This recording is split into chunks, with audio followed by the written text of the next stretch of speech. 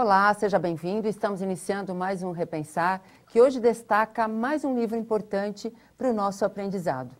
Hoje o livro que terá como base a nossa reflexão tem como título Coração Mineiro, uma reencarnação em busca da humildade. É um livro que foi ditado pelo Espírito Otília e nós estamos aqui recebendo o médium que recebeu esse livro, através da psicografia, que é Ismael Batista. Tudo bem, Ismael? Tudo bem. Um prazer muito grande estar aqui pela primeira vez no programa Repensar, te conhecer pessoalmente e poder abraçar através desse programa todos os nossos amigos e companheiros que nós temos pelo Brasil afora, através dos nossos trabalhos expositivos. Muito bom. Ismael, nós temos aqui um hábito de, quando o convidado vem aqui pela primeira vez, que é o seu caso, a gente quer saber um pouquinho da vida dele, como ele se tornou espírita, já veio de berço, não? O que é ser médium? Complica muito a sua vida? Esses trabalhos que você realiza complicam? Porque há quem ainda acredite que ser médium é um castigo ou complica a vida. Então, toda vez nós perguntamos ao médium, o que é esse trabalho na sua vida? Eu nasci de uma família espírita, a minha família materna, em Guaxupé, Minas Gerais. Certo.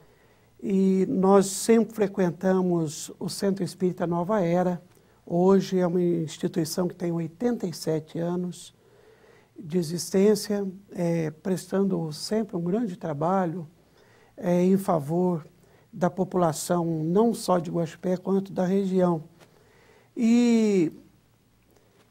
Então eu venho de uma família de médiuns.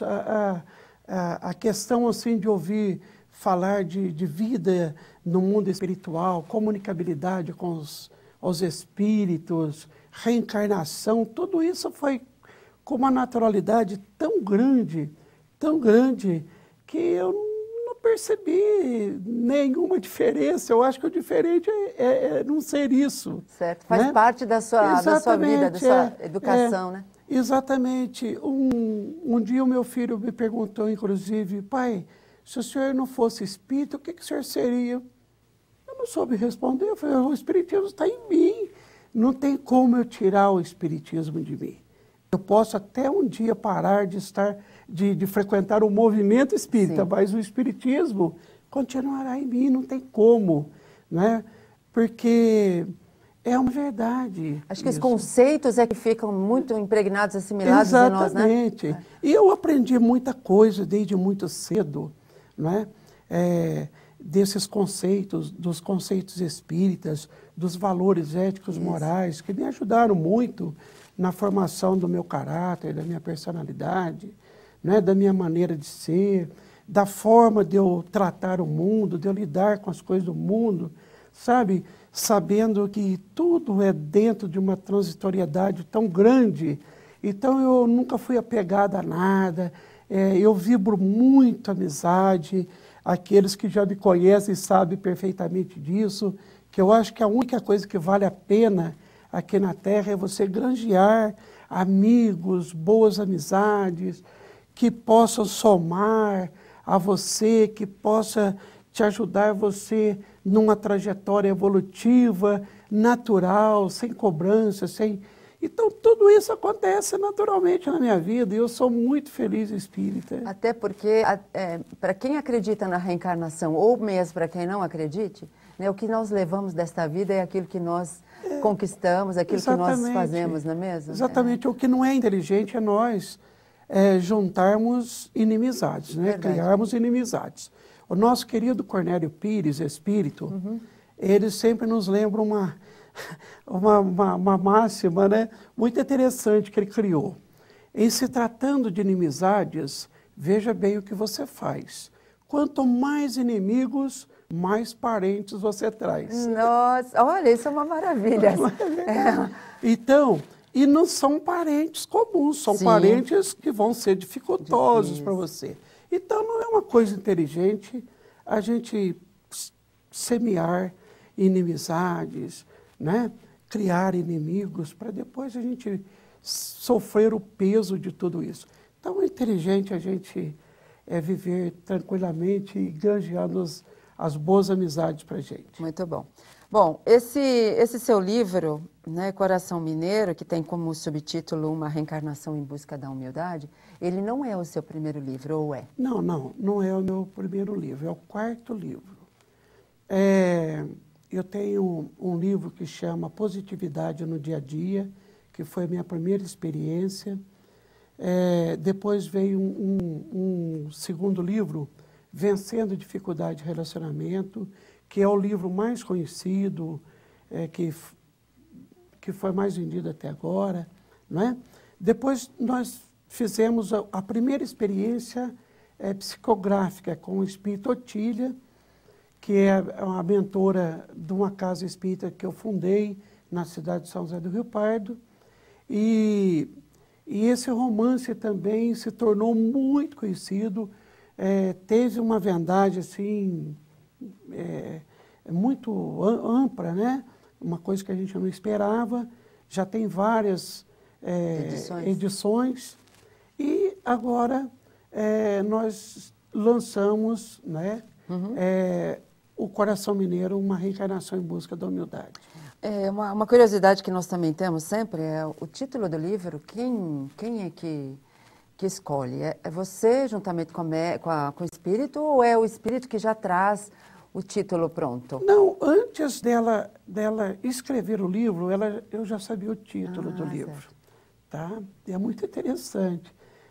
Eu já tinha o título em mente, passado por ela mesma. E aí começou então a escrever.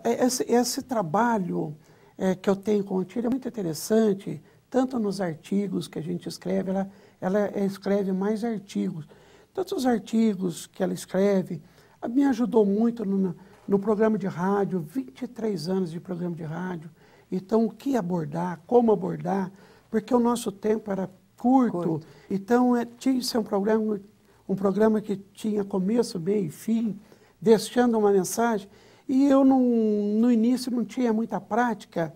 E ela, então, foi coordenadora espiritual desse trabalho que durou 23, quase 24 anos, né, no ar, até que eu saí da cidade e outros companheiros continuaram. Muito bom. Eu acho que nós vamos continuar falando mais um pouquinho, daqui a pouquinho, viu, Ismael? Nós vamos agora a um breve intervalo e voltamos falando com o Ismael sobre esse coração mineiro.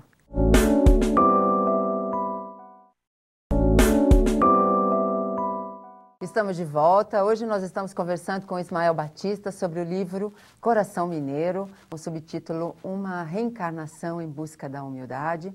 Mas antes de nós retomarmos aqui a nossa conversa com o Ismael, gostaríamos de convidar você a nos auxiliar nessa empreitada que é levar a informação, que é levar o consolo, a orientação através da doutrina dos espíritos a mais pessoas, a lugares mais distantes, para aqueles que não têm, como nós, a bênção dessa oportunidade.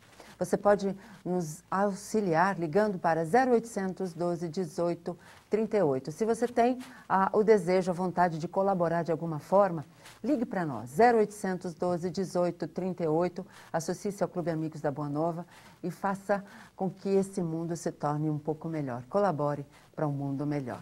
Nós agradecemos a sua colaboração. Bom, Ismael, vamos falar desse coração mineiro, né? Porque nós estávamos aqui conversando no intervalo, né? O coração mineiro, o sotaque mineiro, o jeito de falar, o jeito de se expressar. Por que esse coração mineiro é o título do livro? O personagem central trata-se de um ex-presidente de Minas Gerais. Certo. Amante do seu estado, fez muito pelo nosso estado, mas muito orgulhoso. E se comprometeu muito com o seu orgulho, com a sua vaidade, criando grandes inimizades políticas. E, embora tenha feito tanto benefício com o povo mineiro, ele desencarnou em dificuldade. Mas ele conservou aquele amor, né, pelo Estado, uma coisa assim, muito vibrante. E quando ele programou, então, a sua reencarnação e reconhecendo que o seu grande entrave de progresso era o orgulho. Então ele se preparou muito e muito tempo no mundo espiritual, reencarnar em busca da humildade. E veio renascer de novo em solo mineiro. Certo. Preferia uma vida simples do campo, né? E lá, desde criança, sem sair daquele lugar, sem sair daquele povoado, ele tinha um interesse pelas cidades mineiras, em saber das coisas que estavam acontecendo.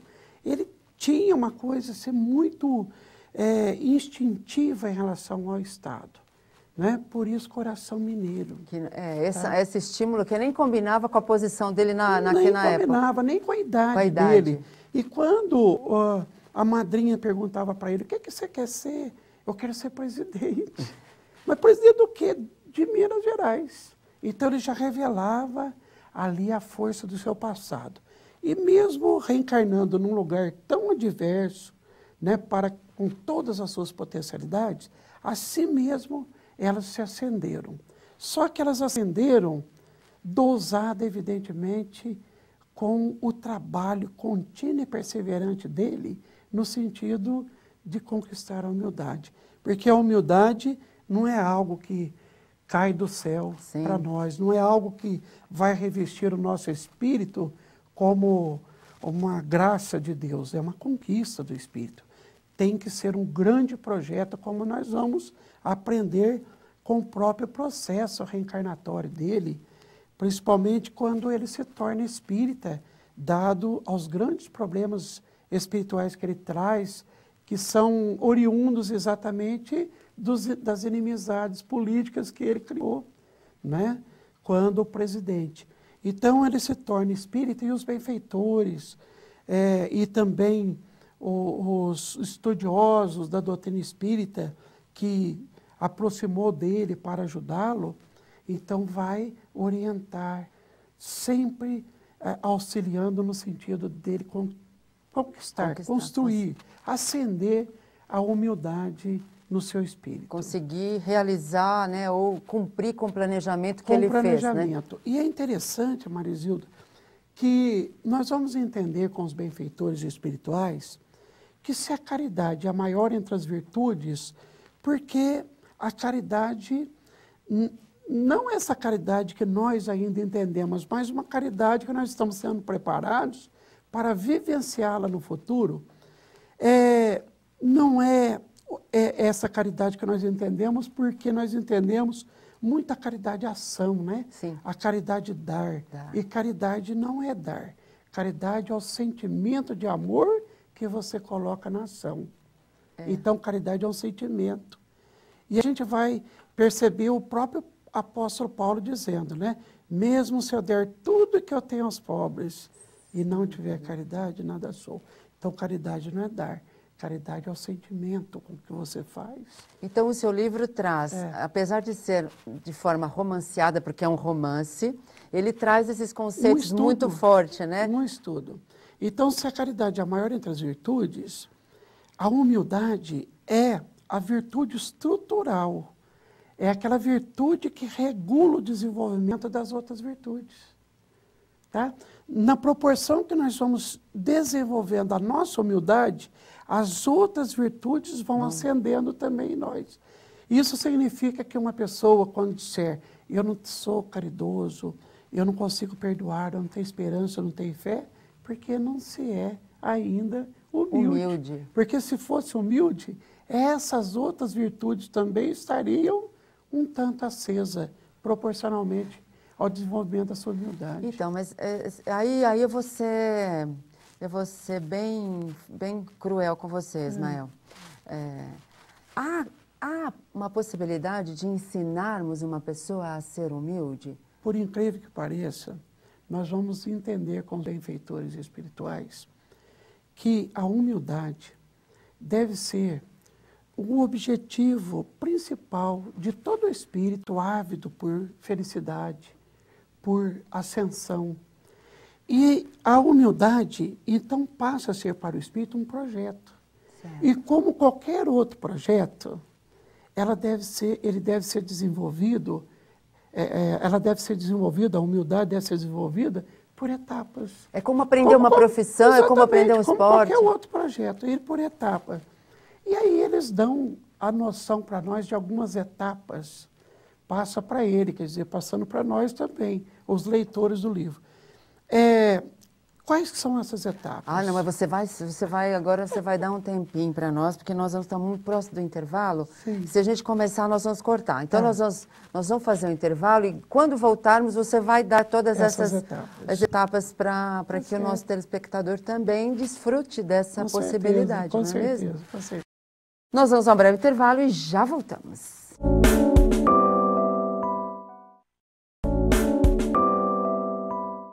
Estamos de volta. Hoje nós estamos conversando com Ismael Batista sobre o livro Coração Mineiro, que tem como subtítulo Uma Reencarnação em Busca da Humildade. Bom, Ismael, nós estamos todos curiosos, né? Mas antes disso, nós queremos lembrar ao nosso telespectador que esse é um romance, nós não falamos tudo, mas você deu a ideia, né? A ideia do que conta o livro, né? É interessante que a gente leia, até para saber como isso acaba, se esse personagem consegue cumprir efetivamente com o seu planejamento, né? Eu acho interessante como demonstra a importância do esquecimento, porque se ele não tivesse o esquecimento, como ele conseguiria, né, fazer? E com o livro também, Marizilda, a gente aprende muito e observa isso, que nada que o Espírito conquistou está perdido. Sim. Né? Que mesmo numa situação adversa da sua anterior, da sua encarnação anterior, acende todas essas potencialidades, só que sempre de forma mais dirigida para o amor, para o equilíbrio, para a harmonia, para o bem. Né? E a saga de Quinzinho, a vida que ele traçou, a vida que ele conseguiu vivenciar aqui na Terra, é um grande exemplo de vida para todos nós. E as dúvidas dele, as orientações espirituais que ele recebeu, são todas as orientações maravilhosas para aquilo que nós também estamos em busca. Porque o nosso único inimigo que temos é o orgulho. Pois é. Que soma o egoísmo faz de nós um ser complicadíssimo. Verdade. Não é? E a humildade não vai dar brecha para nada disso. Tá? A única maneira de vencermos o orgulho é desenvolver a humildade. E é interessante que nós sempre lembramos, né, que aprender com os nossos próprios erros é ser inteligente, mas aprender com o erro alheio é ser sábio. É né? mais inteligente ainda. Não é? Então, acho que nós podemos desfrutar dessas oportunidades aprendendo com o erro do outro. Né? Então, as orientações que nós vamos, embora seja uma linda história de vida, nós vamos... É aquela leitura que a gente não quer parar, né? Segundo os leitores, eu mesmo sinto isso. Às vezes eu falo, puxa vida, eu que ajudei a escrever isso, né? Pois é. Mas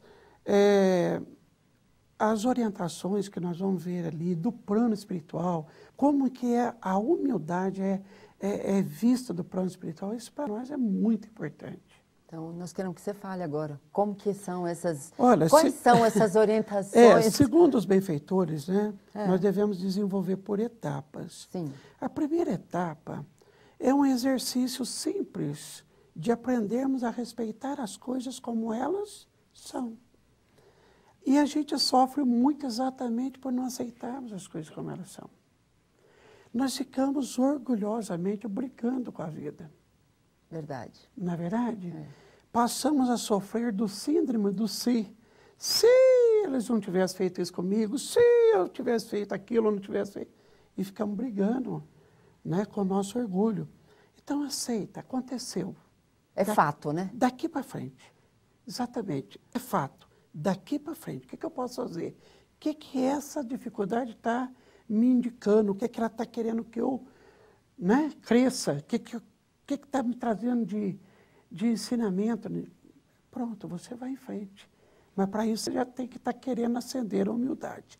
Você já tem exercitando de alguma forma ela. Sim.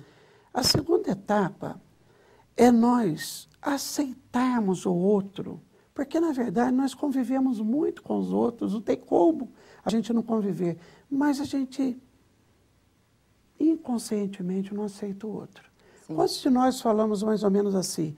Ah, eu até peço opinião para os outros, Deus que prevaleça a minha, não é?